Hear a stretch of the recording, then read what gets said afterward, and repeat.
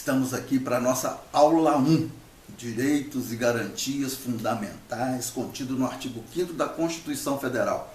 Nós vamos seguir o programa do Concurso Público Nacional Unificado, o CPNU ou CNU, como querem alguns, Concurso Nacional Unificado. Já vou pedindo para vocês para se inscreverem no canal, compartilharem, aí no correr podem dar o seu like e principalmente aquela contribuição. Como nós falamos na nossa aula inicial, inaugural, nós vamos pedir uma contribuição de vocês.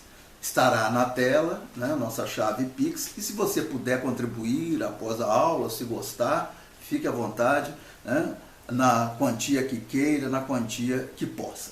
Correto? Bom, então, iniciando os nossos trabalhos, essa nossa aula terá a duração de 25 minutos.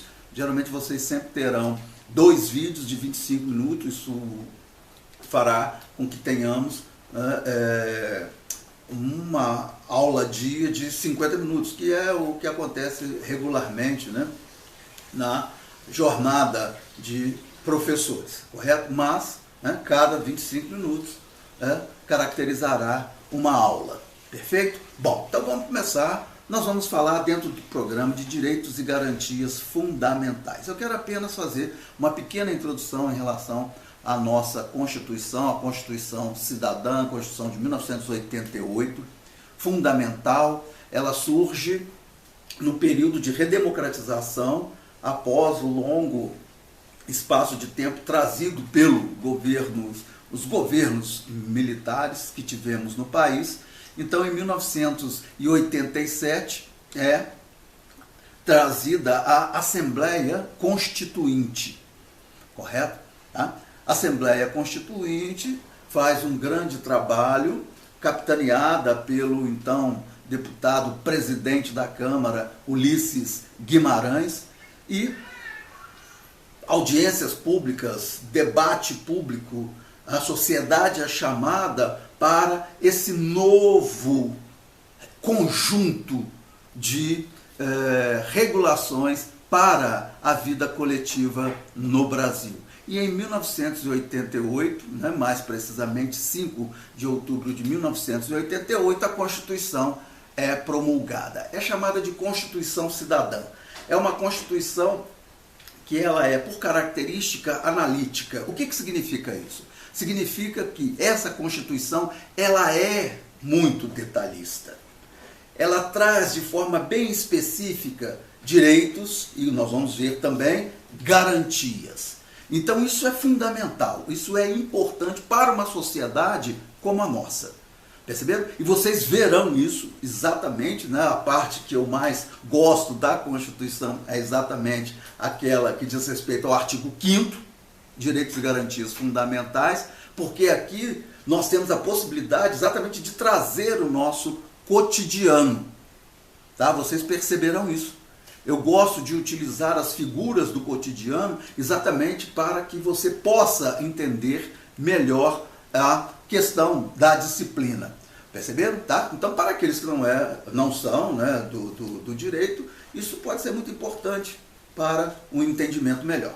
Então, vamos começar. Tá? Eu vou fazer a leitura do artigo e dos incisos e vou comentando com vocês. Correto? Bom, então estamos lá, capítulo 1, Direitos e Garantias, Direitos e Deveres Individuais e Coletivos. Nós temos o artigo 5º dizendo, inicialmente, todos são iguais perante a lei, sem distinção de qualquer natureza, garantindo-se aos brasileiros e aos estrangeiros residentes no país a inviolabilidade do direito à vida, à liberdade, à igualdade, à segurança e à propriedade nos termos seguintes. Bom, então, de imediato, já peço a atenção de vocês, vou sempre usar aqui a nossa interjeição, a nossa locução, sempre alerta para esses detalhes que nós vamos comentar aqui agora. Então, vejam, artigo 5º diz, todos são iguais perante a lei. Então, eu peço que você assinale, que você marque. Aqui nós temos o princípio da isonomia. O que caracteriza o princípio da isonomia? Iso igual, nomia norma. Então é uma igualdade trazida pela lei, trazida pela norma. Essa igualdade é chamada de igualdade formal.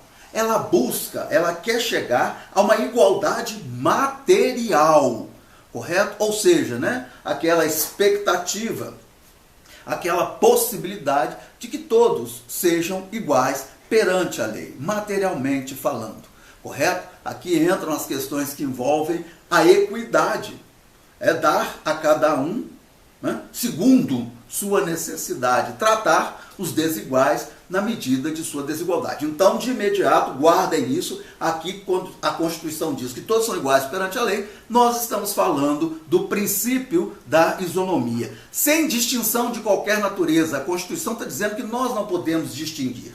Quando eu digo nós, é porque a Constituição, essa Carta Maior, essa ordenação primeira de todo o nosso organismo jurídico, ela pode distinguir, ela pode autorizar que a lei distinga. E isso de fato acontece. Nós temos as ações afirmativas, correto? Tá? Aí matriciadas, né, pelas cotas, mas nós temos inúmeras outras possibilidades de ação diferenciada do Estado, tratando o desigual na medida de sua desigualdade. Então ela diz, sem distinção de qualquer natureza, para nós, o conjunto da população. Mas, olha só, é importante, ela pode distinguir e ela pode autorizar a distinção. E ela o faz. Perceberam? Bom, aí continua, né? Garantindo-se aos brasileiros e aos estrangeiros residentes no país. Olha só, hein? Vamos lá. Então, peço também um grifo de vocês, um sempre alerta aqui, isso aqui é fundamental. É o conceito de brasileiros. Nós vamos estudar aqui as questões que envolvem a nacionalidade, que faz parte também do programa do CPNU. Mas eu quero antecipar para vocês, dentro deste conceito de brasileiro, correto? Tá? Então nós teremos brasileiro nato, brasileiro naturalizado, e nós temos uma figura muito interessante que aparece em alguns estatutos, olha aí, de prefeituras, estatutos do Estado, correto? E é possibilitado também pela Lei 8.112, do Estatuto dos Servidores Públicos Civis da União, que é a figura do equiparado. A equiparação vem em virtude de um princípio das relações internacionais chamado de princípio da reciprocidade. Nesse princípio, especificamente um acordo firmado com Portugal, há um tratamento diferenciado para brasileiros em Portugal e, consequentemente, em virtude da reciprocidade, um tratamento diferenciado no Brasil para portugueses.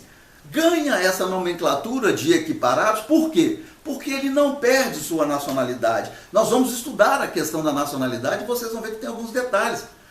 Você pode falar em dupla cidadania, tripla cidadania, décupla cidadania. Mas a nacionalidade para o nosso ordenamento, ela só admite uma, a nossa. Então, se você opta por uma outra nacionalidade, nós vamos ver, olha aí, em breve, o que vai acontecer. E quais são as situações relacionadas a essa questão da obtenção da nacionalidade brasileira. Então, pois bem, então brasileiros aqui, que, olha aí, são devotados direitos e garantias fundamentais, são brasileiros natos, naturalizados e, olha aí, nesse caso específico, os equiparados. E aos estrangeiros residentes no país. A residência, nós vamos estudar aqui também as questões que envolvem a extradição, e eu vou ter a oportunidade de falar para vocês sobre deportação. Então nós vamos ver o conceito de extradição,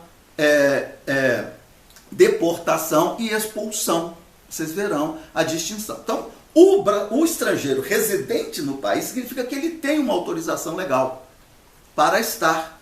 Ele tem um visto, ele tem uma possibilidade de trabalhar, de residir, de estudar, ele tem. Então, a esses estrangeiros são entregues direitos e garantias fundamentais. Aí você perguntaria, ora, mas e o estrangeiro que está a passeio? Ele não teria garantido seus direitos básicos? Direito à vida, direito à liberdade, à igualdade, à propriedade? Ele não teria? Teria sim. Não está lastreado aqui pelo caput. Caput significa cabeça do artigo, a parte principal de um artigo, mas está no artigo 1º da Constituição, inciso 3, quando lá tratando dos fundamentos da República Federativa do Brasil, se cuida exatamente, olha aí, da proteção, da promoção da dignidade da pessoa humana. Então não há falar na dignidade da pessoa humana sem proteção de direitos básicos. Então, se porventura cair na prova, mencionando, que isso pode ser, já foi durante muito tempo uma boa pegadinha, essa questão do estrangeiro não residente, que ele não teria garantido seus direitos pelo ordenamento jurídico brasileiro, é uma falácia, correto? Tá? Então, muito cuidado com isso. Por quê? Porque também temos como fundamento da República Federativa do Brasil, entre outros, correto? Né? Não é aqui objeto do estudo de vocês, mas lá está, entre outros fundamentos, exatamente a proteção e a promoção da dignidade da pessoa humana. Então, sim, o estrangeiro não residente, a passeio aqui, ele tem, evidentemente, garantido o seu direito à vida, à liberdade, à igualdade, segurança, propriedade, nos termos seguintes. Correto? Bom, então, avançando para os incisos, nós vamos ver que homens e mulheres são iguais em direitos e obrigações, nos termos dessa Constituição. É o inciso 1. Esse inciso foi capital para a igualdade de gênero.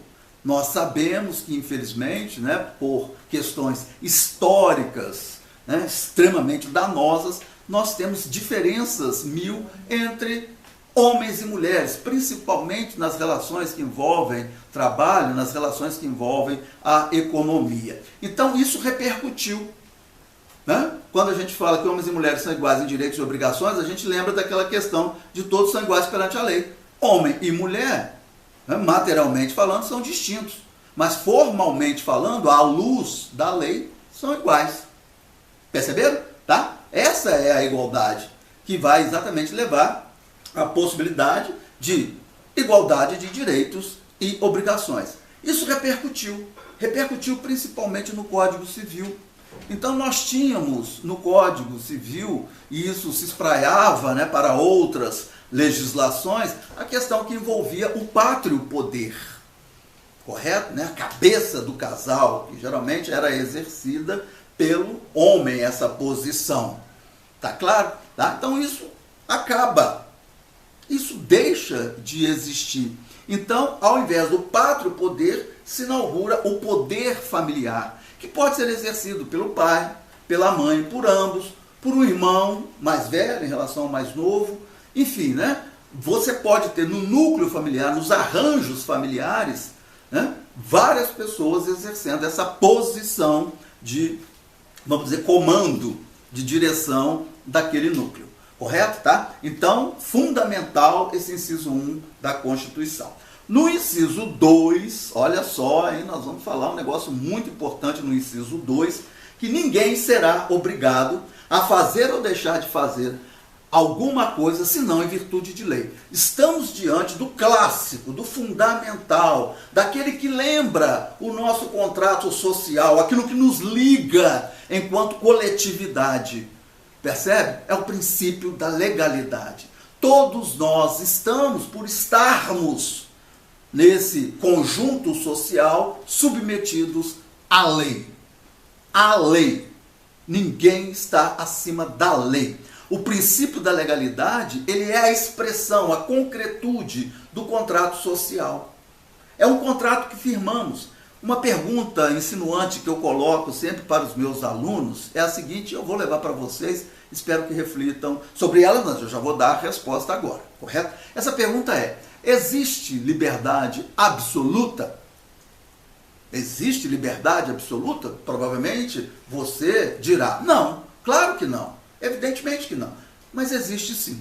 Como eu disse anteriormente na minha apresentação, na nossa primeira aula, eu sou da filosofia e sou do direito.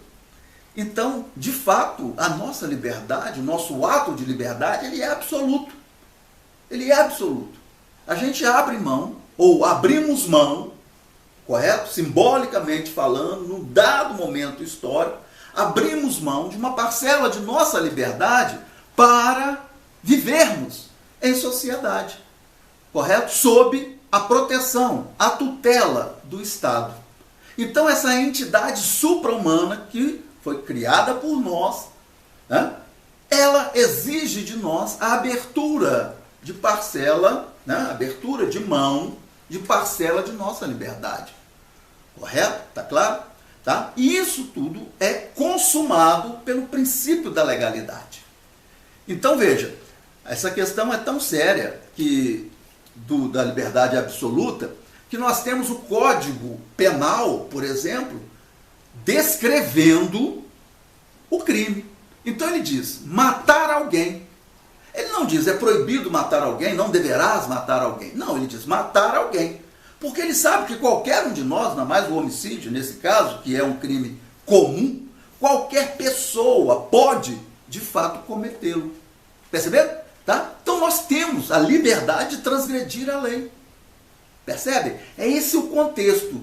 Lógico que, e nós vamos ver na Constituição, que essa liberdade exercida socialmente, ela pede responsabilidade. Perceberam? Tá claro? Tá? Então isso é importantíssimo, o princípio da legalidade. Então você só estará obrigado a fazer ou deixar de fazer alguma coisa em virtude de lei. Vejam, na minha apresentação eu esqueci de colocar um detalhe, eu vou colocar aqui para vocês agora. Eu sou servidor público, eu sou do Poder Judiciário da União, eu sou da Justiça Militar da União. Eu digo isso por quê? Porque esse princípio da legalidade que nós estamos vendo aqui, ele é para a cidadania. É para mim, é para você, enquanto cidadãos, cidadãs. Agora, na condição de servidor público, o nosso princípio de legalidade não é este aqui não. Nós vamos ter a oportunidade de estudá-lo, está no artigo 37 da Constituição. Os princípios expressos que regem a administração pública, entre eles o princípio da legalidade. Esse sim regerá as nossas atribuições no exercício de cargos e funções públicas. Perceberam? Então, cuidado com isso, hein? Aqui você pode tudo, desde que a lei não proíba. Para o servidor público, e olha, quando eu digo servidor público é lato sensu, ou seja, engloba todos os cargos. Sejam cargos efetivos, provisórios, empregos públicos, cargos eletivos, todos os cargos. Todos os cargos. Correto? O princípio da legalidade é, no exercício das atribuições de uma função pública, de um cargo público, está no artigo 37. Então, na vida nossa cidadã, o inciso 2 do artigo 5º. Correto? Que fique bem claro isso, hein? Esses detalhes depois nos serão muito importantes. Bom, inciso 3, tá? Então, nós vamos aqui até 18. Eu estou aqui revelando o horário que eu estou gravando para vocês, mas na verdade, né, são apenas os 25 minutos, mas não tenham medo, a gente vai fazer uma pequena interrupção para que o vídeo possa subir, mas depois a gente continua a nossa sequência de aulas. Vocês terão todo o conteúdo, correto? Apresentado inicialmente para vocês, solicitando apenas aquela contribuição que você puder dar. Bom, então vamos lá. Olha só, o inciso 3 do artigo 5º vai dizer o seguinte: ninguém será submetido a tortura nem a tratamento desumano ou degradante. Isso é muito importante. Tá? Nós temos situações que envolvem a criança, então essa dimensão está presente no Estatuto da Criança e do Adolescente, o ECA. Essa dimensão está presente. Olha, só voltando aqui um detalhe muito importante, sou professor, como eu disse anteriormente para vocês, há 31 anos, eu acho essa uma das funções mais exponenciais da nossa vida social. E principalmente, eu prefiro sempre me apresentar, quando possível, como professor.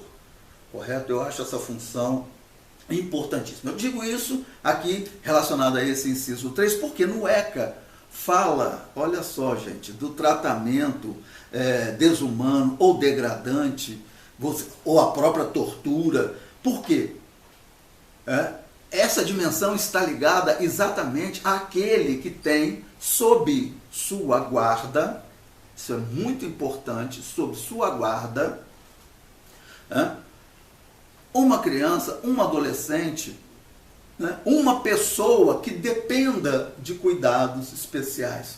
Perceberam? Tá claro? Então, no ECA, a mesma situação na LEP, a Lei de Execução Penal, a Lei 7.210 de 1984, cuidando dos presos, que estão sob tutela do Estado, sob tutela de agentes públicos, correto? A Lei 9.455, que é a lei que cuida, que traz os crimes de tortura, correto? Tá claro? Então, fiquem atentos a esses detalhes, isso é muito importante, tá? Então, ninguém será submetido à tortura nem a tratamento desumano ou degradante.